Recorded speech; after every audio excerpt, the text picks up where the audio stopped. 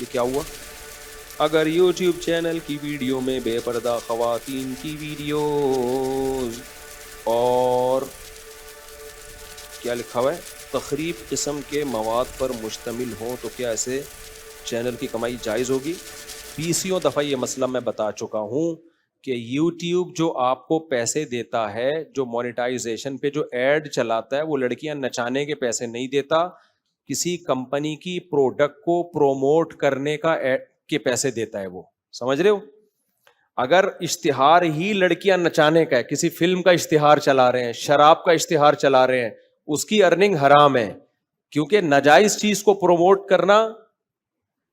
آپ چینل دیا کیے ہو کہ شراب کا اشتہار چلانے کے لیے، فلموں کا اشتہار طوائفوں کے ناچ دکھانے کے لیے، تو ناجائز چیز ہی کو پروموٹ کیا جا رہا ہے. ایک یہ ہو رہا ہے کہ پروموٹ کسی جائز چیز کو کیا جا رہا ہے، اس کا طریقہ غلط ہے.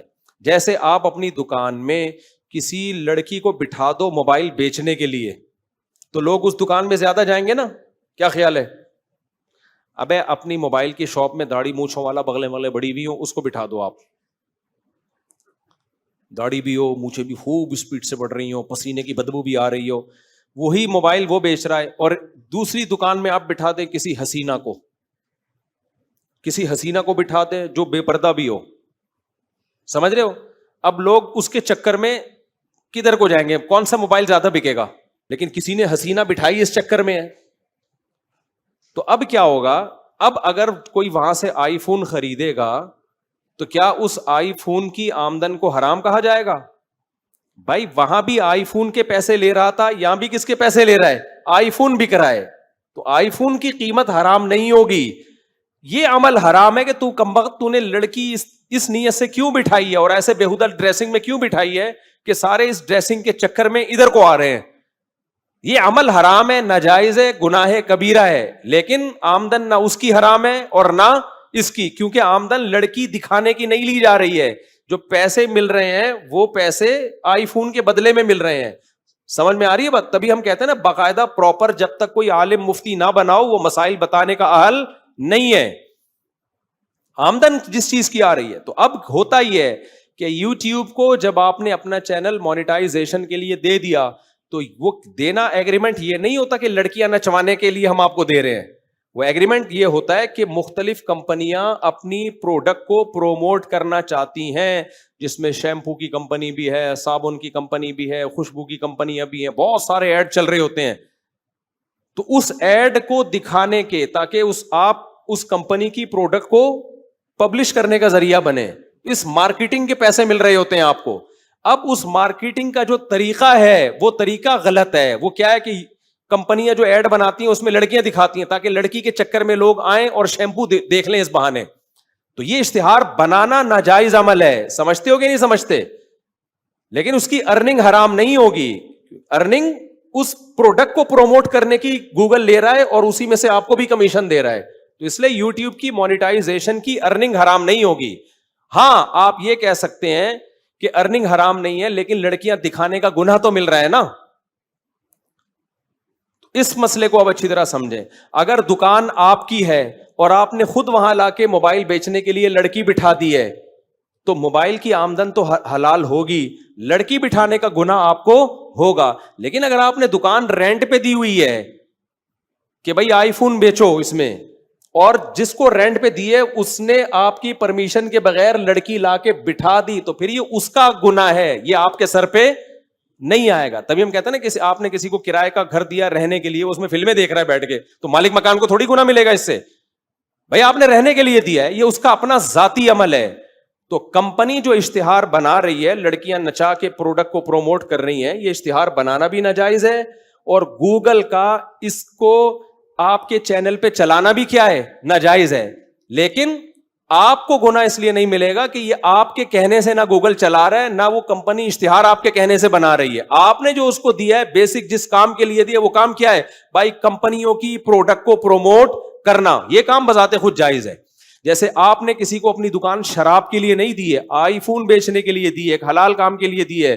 اب حلال کام وہ کر رہا ہے لیکن اس کو پروموٹ کرنے کے لیے لڑکیوں کا استعمال کر رہا ہے، تو اس میں دکان کا مالک بھی گنہگار نہیں ہے نہ وہ گناہگار ہے جس نے آئی فون اس کو بیچنے کے لیے دیا, گناہگار وہ ہے جو بیچنے کے لیے خود سے یہ غلط طریقہ استعمال کر رہا ہے.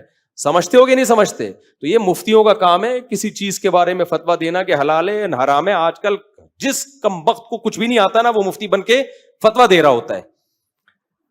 اسی وجہ سے ہم یہ کہتے ہیں کہ کچھ اشتہارات ناجائز بھی چلا دیتا ہے گوگل. شراب کا اشتہار چلا دیا, سودی بینک کا اشتہار چلا دیا, اس کو پروموٹ, تو یہ تو پروموشن ہی حرام ہے نا. تو اس میں پھر کیا ہوتا ہے کہ آپ کی حلال میں کچھ حرام شامل ہو جاتا ہے. اس کی مثال ایسے جیسے آپ نے آئی فون بیچنے کے لیے دکان دی تھی لیکن اس میں شراب بھی بیچ رہا ہے, وہ شراب بھی بیچ رہا ہے, آپ کی پرمیشن نہیں ہے لیکن وہ بیچ رہا ہے. تو پھر کیا کہا جائے گا بھائی, اس میں تو چونکہ مکس سارے کام ہو رہے ہیں تو کچھ نہ کچھ پرسنٹیج آپ کو احتیاطاً, یہ بھی ہم احتیاطاً کہتے ہیں, اس میں بھی اگر زیادہ ڈیپ میں جائیں تو یقینی طور پر یہ بھی واجب نہیں ہے کیونکہ آپ نے اس کام کے لیے دی نہیں ہے اس کو, لیکن پھر بھی ہم احتیاطاً کہتے ہیں کیونکہ الگ الگ چیزوں کا کمیشن آپ کو مل رہا ہے. تو باقاعدہ ہر اشتہار چلانے کا کرائے پہ دکان تو آپ نے دے دی نا ایک دفعہ, یہاں تو ہر جب بھی کوئی چیز بکے گی اس کا کمیشن آپ کو دیا جائے گا. تو اگر شراب بک رہی ہے اس کا کمیشن تو پھر وہ تو حرام ہے. تو یوٹیوب پہ جب ناجائز آپ کا ایڈ چلے گا تو وہ آپ کی ارننگ میں حرام شامل ہو رہا ہے. اس لیے ہم یہ کہتے ہیں کہ جب آپ کی یوٹیوب کی ارننگ آئے تو اس میں چند فیصد, کوئی کہتا ہے 5%, کوئی کہتا ہے 10%, کوئی کہتا ہے 2.5%, تو ایک لم سم اندازے سے کم از کم 5% صدقہ کر دیا کریں اس میں. پھر بھی اگر یہ جو آج کل کے کچھ اسکالر آئے ہوئے نا جو علماء پہ اعتراض کرتے ہیں, پھر میں ان سے کہتا ہوں کہ اگر تم یوٹیوب کی ارننگ کو حرام کہتے ہو نا تو پھر تمیز سے حرام کہو, دوغلی پالیسی اختیار مت کرو, کیونکہ جس کی آمدن حرام ہوتی ہے نا اس کی چائے پینا بھی حرام ہے. پھر سمجھ رہے ہو, پھر یہ نہیں بولو کہ یہ مذہبی اسکالرز جو ہیں ان کے چینل مونیٹائز ہوئے ہوئے ہیں یہ حرام کھا رہے ہیں, پھر جتنے ولاگر ہیں سب حرام کھا رہے ہیں. یہ کمبخت وہاں ایک لفظ نہیں بولیں گے, ان کے ہدیے بھی لیں گے, ان کے گفٹ بھی لیں گے, ان کو ساری ٹھڑک مولویوں سے, اور پھر اپنے چینل بھی مونیٹائز کرا کے بیٹھے ہوئے ہوں گے. اور یہ کہتے ہیں کہ ان مولویوں نے اپنے لیے یہ حلال ہونے کا فتویٰ دیا, حالانکہ ہمارا جب چینل بھی نہیں تھا تب ہم نے یوٹیوب کی ارننگ کو حلال قرار دیا, جب ہم چینل بنانے کا سوچا بھی نہیں تھا ہم نے. کیونکہ مفتی جب کسی چیز پہ بحث کرتا ہے نا تو اس کے پاس ایک علم ہوتا ہے, وہ اس کے ہر چیز کو اس کا مقام دے گا. اگر اس کو حرام کہتے ہیں تو سب سے بڑا مسئلہ پتہ ہے کیا, ٹی وی میں جتنے اینکرز ہیں سب کی تنخواہیں کیا ہیں, پھر حرام ہے. کیونکہ ٹی وی اینکروں کو جو تنخواہ دیتا ہے, پیسے دیتا ہے, وہ اشتہار کے بدلے میں جو آمدن آتی ہے اس کے دیتا ہے. تو ٹی وی میں کتنے اشتہار ہیں جن میں شیمپو کی بوتل پکڑ کے داڑھی والے بزرگ بیٹھے ہوئے ہوں. وہاں بھی ہم یہی تعویل کرتے ہیں کہ بھائی جو ٹی وی کو پیسے مل رہے ہیں نا وہ لڑکی دکھانے کے نہیں مل رہے, بیسک چیز کیا ہے, کسی کمپنی کی پروڈکٹ کو پروموٹ کرنے کے مل رہے ہیں. وہ ایک غلط عمل ہے اس میں لڑکیوں کا آنا. تو پھر جتنے ٹی وی سے منسلکہ جتنے بھی جو نیوز چینل میں جو خبریں پڑھنے والے ہیں ان کی تنخواہ بھی پھر حرام ہے, ان کے کمیشن بھی حرام ہو جائے گا. لیکن وہاں یہ سب کیا کرتے ہیں, چپ.